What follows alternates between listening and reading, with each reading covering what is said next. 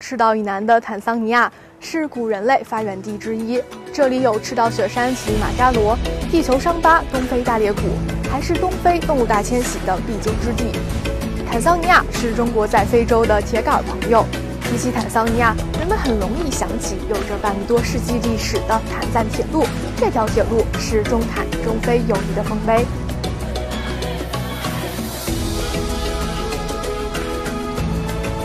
今天我们来到坦桑尼亚驻华大使馆，采访坦桑尼亚驻华大使穆贝尔瓦凯鲁基先生。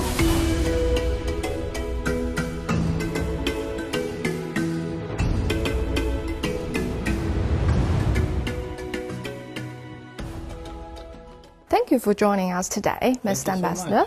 You assumed the office in 2017, and just 1 year after that, China and Tanzania signed a memorandum for the joint construction of the Belt and Road Initiative in 2018. So we can say that you have fully witnessed the cooperation between the two sides and the initiative. So what opportunities has it brought to Tanzania? And up to now, what achievements have the two sides made in terms of cooperation under the initiative?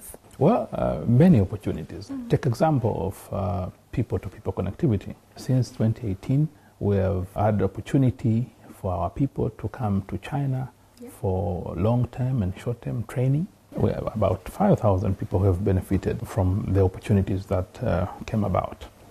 And also, during this time, we have witnessed increased number of Chinese going to Tanzania as tourists, and others have gone to Tanzania for work. And this enhanced the people-to-people connectivity between our two countries.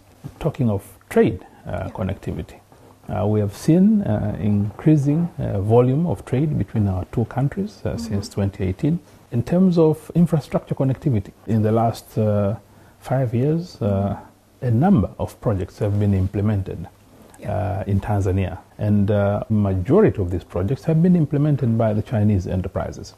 We've upgraded our ports, built bridges, roads, which have been done by several Chinese enterprises, including Beijing Construction, which is a company based right here in Beijing. We are now building a brand new standard gauge railway, parts of which have been given to Chinese enterprises. There is an ongoing project to build a brand new airport, international airport, at our new capital in Dodoma. And this, again, is being done by Chinese enterprise. The interesting part is all these projects have been done by Chinese enterprises. Therefore, there has been a transfer of technology there. There's been job created for our people. So, in a nutshell, the Belt and Road has been very, very productive, very beneficial to our countries. And as we look back to assess the outcome in the last 10 years, we say the outcome is very positive.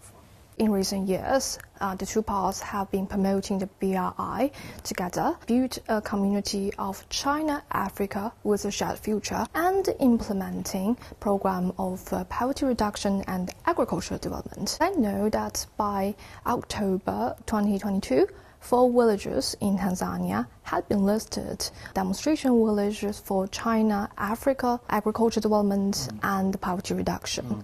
So how do you see the significance of China's achievement and experience in poverty reduction for Tanzania, for Africa, and for the world? Indeed, it is very significant.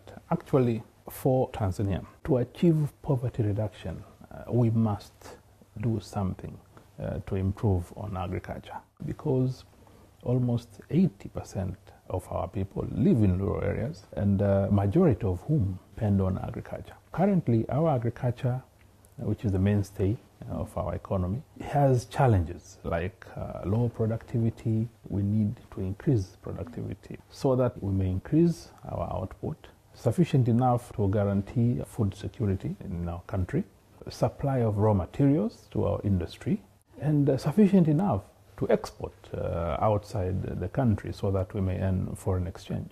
We are very happy that China has been willing to share experience with us, sending experts to interact with their counterparts in Tanzania. So we are very much looking forward to strengthen our cooperation with China so that our people can benefit. Because at the end of the day, whatever we're doing is about the people. We want to have people-centered development, just as what China is doing. This year, 2023, marks the 10th anniversary of the Belt and Road Initiative. And it's also the 59th anniversary of the diplomatic ties between the two sides. So what are your expectations for the future development and the cooperation between the two sides? The future of China-Tanzania cooperation has well been charted out by our leaders when they met in November last year in Beijing. As you might be aware, they did upgraded China-Tanzania relations into a comprehensive cooperative strategic partnership. That means our relations will be all round in all sectors, economy, politics, governance, security, all round.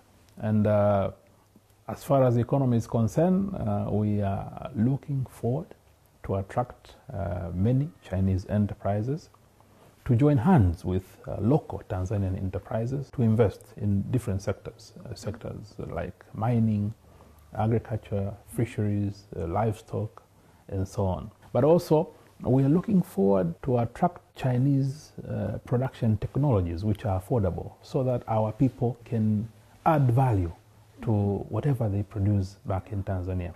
Then we can see much potential in people being lifted out of poverty, and then we could realize our common dream to build China, Tanzania, and China-Africa community with a shared future, which is people-centered. Yeah, just as you mentioned not long ago, in November 2022, President Hassan paid a street visit to China, and the two sides upgraded bilateral relationship to the comprehensive strategic cooperative partnership. And how do you see the two countries work together and make greater contribution to the world, to a community with shared future for mankind? Working together, we are already working together. Yeah. We are already supporting each other on issues of core interest. Our common goal is to have international peace. The world without peace cannot achieve development. So we've been working with China at different international platforms to ensure that there is a global peace. China has introduced initiatives that aims to ensure that we attain sustainable development goals which were set by member states at the United Nations. Now we have subscribed to some of these initiatives, like Global Development Initiative. We signed a memorandum of cooperation with China during the visit of Her Excellency President Samia Suluhu Hassan. And in it, we believe there could be programs and projects that will be beneficial for both our countries. Talking about our relation, we do have a long-standing friendship and we cooperated deeply in culture and education. How do you see the future development of the exchange between young people in two countries? Well, it is very, very important to enhance cultural cooperation between the two countries, to enhance exchange between the two countries, especially among the youth. We need more Chinese young people to go to Africa, even to have exchange program in terms of universities, secondary schools. We need more Africans coming to China, learn about Chinese culture. We need to encourage African institutes, like our government now is encouraging Swahili language training in China. And I'm happy here in China, about 5 universities are training Swahili language to the Chinese. But we need more to come and teach Chinese and Swahili language and explain about our culture so as to exchange and understand each other. This will help our relations. How about the two countries as a whole to enhance culture exchanges and mutual learning? Next year, we are expecting to have a number of activities that will enhance our cultural cooperation. We expect artists from both sides to visit. So this kind of engagement would be very useful, but also we need to forge relations between media from both sides. Tanzania is endowed with rich tourism resources. What measures do you think can be taken to further enhance tourism between the two sides and further enhance cultural exchange between the two sides? Well, we are already taking measures. Our national airline, Air Tanzania, now has 2 direct flights per week to China. That's a key component if we are to increase tourism. We are going to send a delegation of 40 individuals comprising Chinese travel agents, but also in this delegation we'll have media from Jiangsu and Guangdong. Our hope is this trip will give deeper understanding for those who are going to Tanzania. We want to encourage Tanzanians to come to visit China. When you come here, you learn. You won't go empty-handed. You learn a thing or two about environment, about security, about cleanness of the cities, about hard working. You can experience high-speed railway train here. It's amazing. That's something you can never get anywhere but in China. I think that's all for our interviews today. Thank you. Thank you very much for your time. Thank you very much.